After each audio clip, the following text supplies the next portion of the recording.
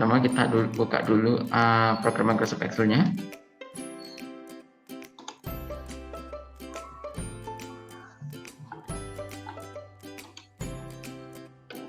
Nah, sebelumnya kita sudah mempelajari membuat laporan keuangan sederhana yang terdiri dari nama barang, harga modal, harga jual, dan stoknya. Nah, sekarang kita akan melanjutkan lagi laporan keuangan tersebut. Kita tambahkan dengan kolom laba, lalu kita menghitung rata-ratanya, dan juga kita akan membuat grafik dari laporan keuangan kita ini. Nah, yang pertama-tama kita buka dulu file kita yang sudah kita buat pada pertemuan sebelumnya dengan mengklik tab file, lalu klik buka, klik komputer, jelajahi. Nah, di sini adik-adik langsung buka aja di lokasi adik-adik menyimpan dokumen laporan keuangan sebelumnya. Di sini kakak langsung buka.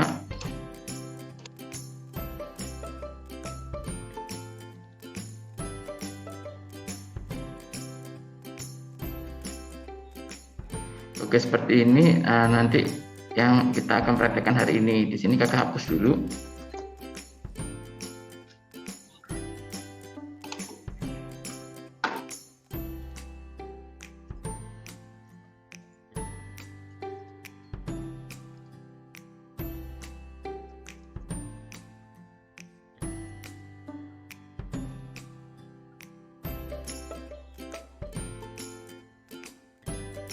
Oke, langsung aja kita mulai.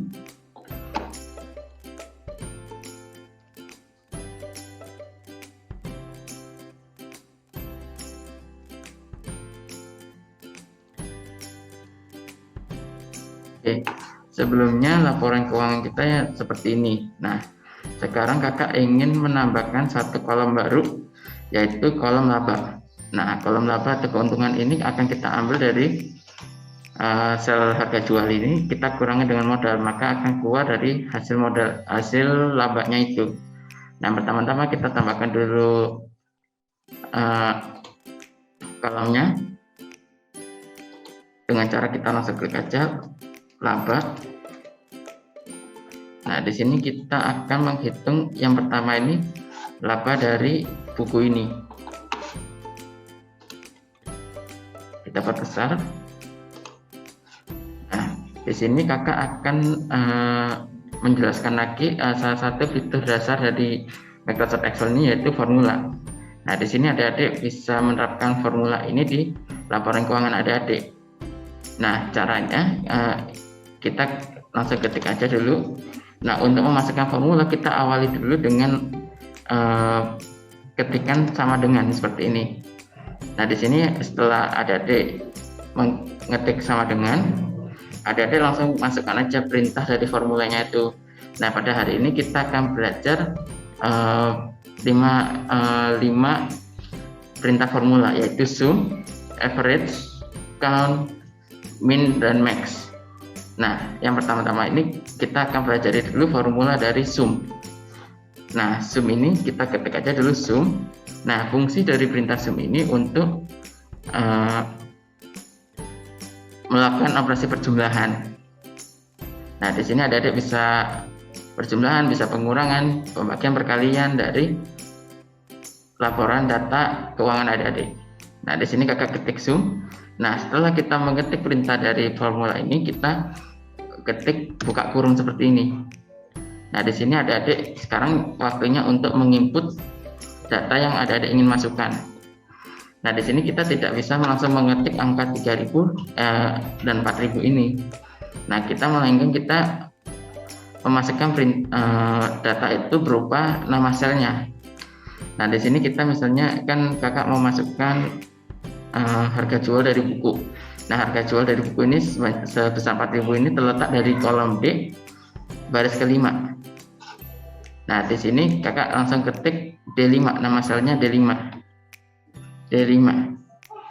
Lalu kita kurangin, kita dengan langsung mengetik lambang kurang. Nah, lalu kita lanjutkan lagi dikurangin harga modalnya ini. Nah, harga modalnya ini terletak di sel mana? Nah, harga buku ini untuk modalnya terletak di kolom C baris kelima. Langsung kita ketik C5. lalu kita tutup dengan tutup kurung, lalu kita ketik enter seperti ini. Nah, berhubung ini kakak ingin mengubah stoknya ini menjadi penjualan per hari, kita otomatis labanya ini kita bisa hitung semuanya. Jadi dari harga jual dikurangi harga modal, lalu kita kalikan dari penjualan per harinya. Nah, di sini kakak rubah dulu nama kolomnya jadi penjualan per hari.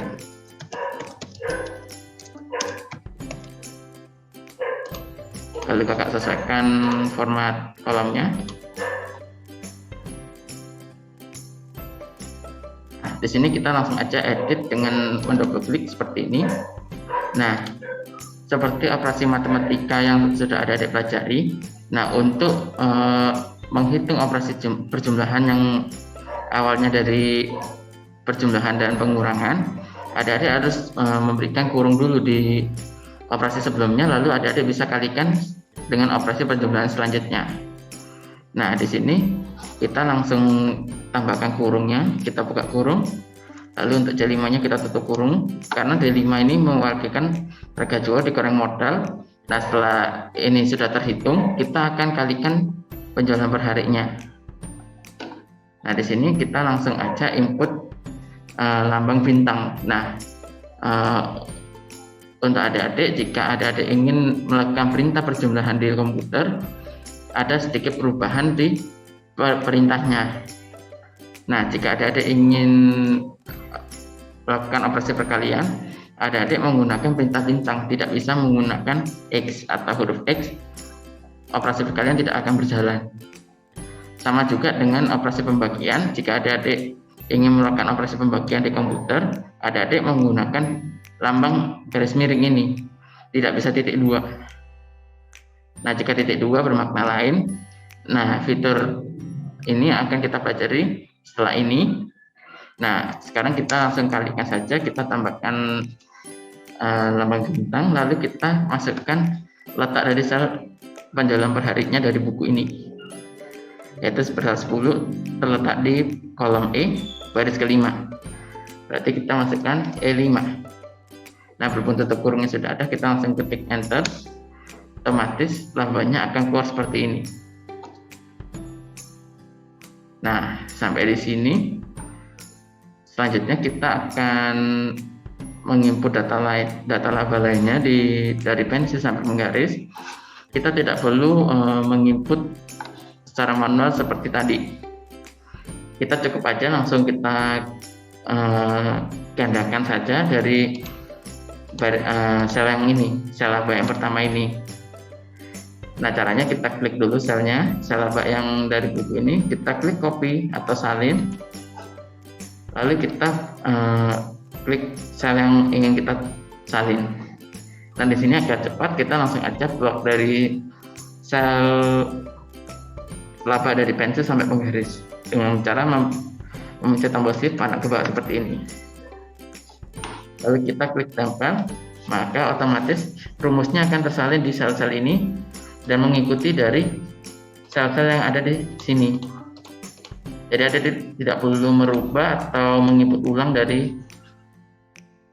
formula ini. Ini kan tadi kita sebelumnya kita menginputnya D5 dan C5 karena terletaknya di sini. Nah, kita sekarang periksa juga yang misalnya di bawah garis ini. Nah, otomatis untuk nama selnya akan berubah menjadi D9 dan C9 ini karena terletak dari baris ke-9. Nah, selanjutnya kita akan menghitung jumlah dari laba ini. Langsung aja, yang pertama kita gabungkan dulu untuk baris yang diawali dari kolom nomor sampai penjualan per harinya. Di sini kita langsung klik icon max atau gabung dan ketengahkan. Kita ketik namanya jumlah laba. Nah, di sini kita langsung menghitung jumlah labanya ini. Nah, di sini kita tidak perlu lagi menghitungnya secara rumit. Misalnya sum, kita masukkan dulu perintah formulanya sama dengan dulu, jangan lupa sum, buka kurung, lalu kita masukkan misalnya 10 sel F5 ini, karena laba yang pertama ini terletak di kolom F baris kelima. F5, kita tidak perlu lagi tambah lagi dengan yang di bawahnya ini. Misalnya langsung kita tambahkan F6, tambah lagi F7. Nah, itu kelamaan. Langsung aja kita dari yang sel pertama ini, baris pertama ini F5, lalu ditambahkan yang langsung kita masukkan perintah titik 2 ini. Nah, perintah titik 2 ini yang seperti kakak jelaskan tadi itu bukan operasi pembagian, melainkan operasi perjumlahan menyeluruh. Nah, di sini kita langsung tambahkan titik 2. Nah, di sini kan yang pertama ini F5, maka kita langsung beralih ke laba yang paling akhir, yaitu laba dari penggaris terletak di kolom F baris ke-9. Langsung kita ketik F9, tutup kurung, dan enter. Otomatis jumlah labanya akan keluar seperti ini. Nah, sekarang kita akan memberikan garis yang tadi kita sudah tambahkan barisan kolomnya ini. Langsung aja kita bikin garisnya, bikin garis batasnya. Nah, sekarang kita akan belajar coba menerapkan rumus-rumus formula lainnya, seperti mencari rata-rata, menghitung jumlah barangnya. Maksudnya jumlah barangnya ini jumlah nama barangnya yang ada di tabel kita ini. Nah, lalu kita mencari keuntungan terbesar dan keuntungan terkecil. Nah, yang pertama-tama kita menghitung rata-rata penjualan per harinya.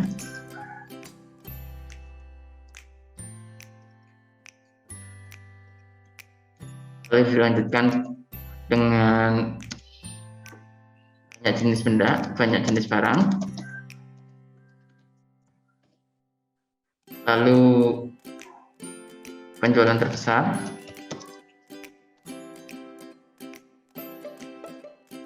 Dan penjualan terkecil.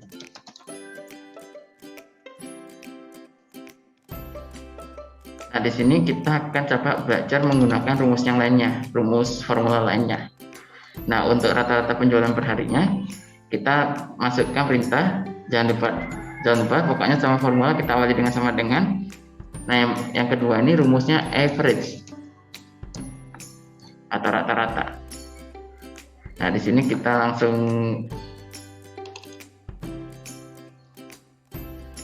bukan dulu sama dengan average, buka kurung.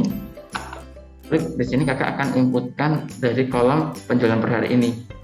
Diawali dengan sel E5 yang terdiri dari kolom E dan baris kelima ini. E5 titik 2 untuk sampai dengannya, jangan lupa. Lalu kolom yang paling sel yang paling terakhir yaitu terletak di kolom E baris ke-9, E9. Tutup kurung dan enter. Maka otomatis akan keluar rata-rata penjualan kita per harinya. Lalu selanjutnya kita akan menghitung banyak jenis barang yang ada dengan memasukkan perintah sama dengan count. Jangan lupa juga titik 2-nya, buka kurungnya, yaitu sama juga kita akan masukkan dari kolom penjualan per harinya nih, sama tadi yang pertama kita masukkan E5, lalu titik 2-nya sampai dengan E9. Kita tutup kurung dan enter. Maka otomatis akan keluar berapa banyak jenis barangnya, yaitu ada sebanyak 5 unit. Nah, sekarang kita lanjut lagi menghitung penjualan terbesar. Di sini kita akan memasukkan perintah sama dengan max. Lalu kita buka kurung, kita masukkan dari kolom laba ini aja, yaitu yang pertama-tama kita masukkan sel laba dari buku, yaitu terletak di kolom F baris kelima, ya berarti masukkan ketikan F5. Nah, jika adik-adik memasukkan perintah ini, maka otomatis akan keluar kotak biru, jadi adik-adik tidak perlu kebingungan lagi untuk jika misalnya letaknya salah atau bagaimana. Yang penting ketika adik-adik mengetikkan nama selnya dan muncul kotak biru seperti ini, berarti perintah adik sudah benar. Lalu kasih titik 2. Lalu untuk yang laba dan penggarisnya terletak di kolom F baris ke-9. F9. Kurung. Enter. Golongan terbesar terletak di pulpen ini. Nah, lalu kita lanjutkan lagi untuk penjualan terkecil, berarti lawannya dari max ini berarti sama dengan min. Kita buka kurung, masukkan lagi dari sel F9, F5, titik 2, F9. Kita tutup kurung, enter. Otomatis penjualan terkecil kita terletak di buku, yaitu sebesar 10.000. Nah, selanjutnya jika adik-adik sudah selesai mempraktekkan dari rumus formula ini, kita akan lanjutkan lagi, yaitu membuat grafik dari laporan keuangan ini. Nah, di sini adik-adik bisa langsung yang mengklik insert atau tab insert atau sisipkan. Lalu adik-adik bisa pilih jenis tab grafik yang adik-adik inginkan di bagian grafik box atau bagian box. Nah, di sini terdapat berbagai jenis grafiknya, seperti batang vertikal, batang horizontal, model garis seperti ini, lingkaran, dan titik seperti ini. Nah, di sini kita akan belajar yang basic aja, yaitu grafik batang. Nah, salah satu fitur kemudahan dari Excel ini, di sini kita tidak perlu lagi kita yang awalnya menyisipkan ini, lalu kita masukkan lagi jenis input angkanya yang seperti ini kan, kita kan jadi harus bikin grafik, bikin tabel ini ulang lagi untuk memasukkannya ke dalam data ini. Nah, di sini kita langsung bisa, caranya kita hapus dulu yang grafiknya sebelumnya. Kita pilih jenis data yang ingin kita masukkan. Di sini kakak ingin misalnya memasukkan grafik penjualan per harinya dari laporan keuangan ini. Nah, yang pertama-tama kita pilih dulu objek yang ingin kita masukkan. Di sini kakak ingin memasukkan dari kolom nama barang dan juga penjualan per harinya. Nah, di sini untuk memilih atau memblok objeknya, caranya kita langsung pencet tombol shift panah ke bawah seperti ini, lalu lepas. Nah, adik-adik lanjut lagi, mengklik tombol shift sambil mengklik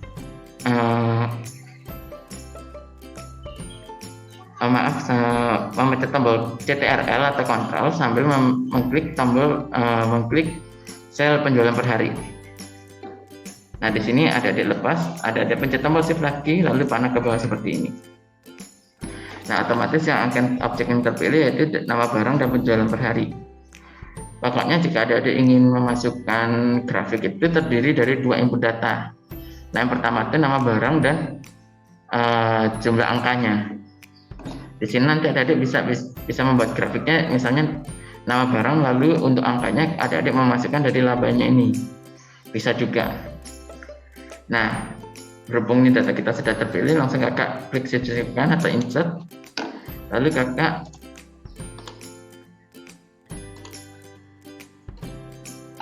langsung pilih grafiknya, grafik batang seperti ini. Nah, maka otomatis grafiknya akan keluar seperti ini. Penjualan per hari, nama barangnya ini, lalu ini angka-angkanya ini yang akan masuk di sini. Di sini adik-adik bisa pindahkan grafiknya seperti ini.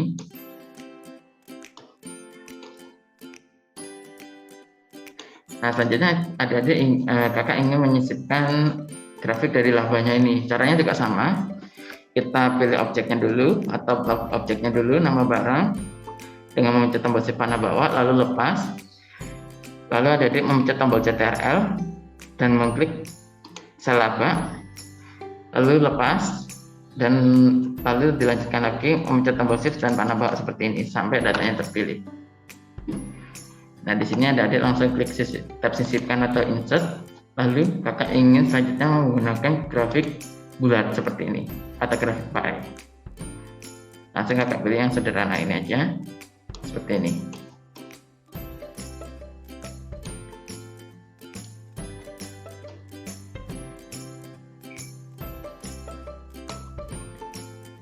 Nah, di sini adik-adik juga bisa merubah dari jenis grafiknya, merubah desainnya, fontnya, warna dari grafiknya ini sesuai adik-adik inginkan dengan cara mengklik dulu grafiknya, lalu adik-adik bisa pilih tab desain ataupun format. Nah, desain ini biasanya hanya untuk template biasa aja seperti ini. Nah, jika adik-adik ingin custom sesuai dengan keinginan kalian, adik-adik langsung bisa klik tab format ini.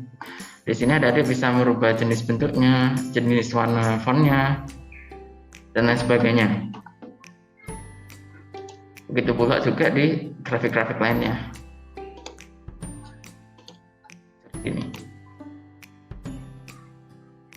Nah, jika sudah jadi grafik kita, untuk materi kita membuat grafik dan juga laporan keuangan ini sudah selesai. Selanjutnya kita akan menyimpan dari laporan keuangan kita ini dengan cara mengklik tab file, lalu klik simpan atau save aja. Maka otomatis laporan keuangan kita akan jadi seperti ini. Nah, selanjutnya kakak akan menjelaskan ke adik-adik cara menyimpan hasil laporan keuangan ini dalam bentuk PDF. Nah, di sini adik-adik langsung klik save, klik tab file, lalu pilih save as atau simpan sebagai. Lalu klik jelajahi. Nah, di sini adik-adik tentukan lagi lokasi yang adik-adik inginkan. Lalu ketik nama filenya.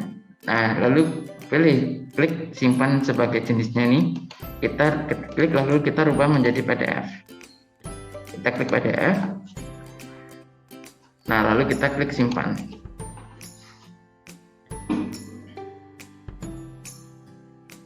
Nah, otomatis kita akan jadi seperti ini. Nah, ini berhubung terpotong, maka kita akan rubah lagi. Kita rubah letaknya, atau kita rubah aja dari grafiknya ini ke bawah seperti ini.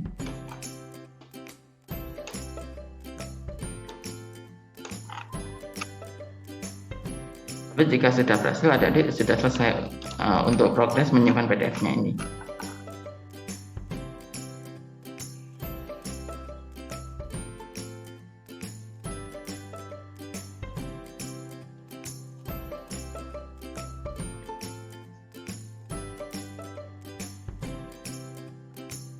Nah, seperti ini.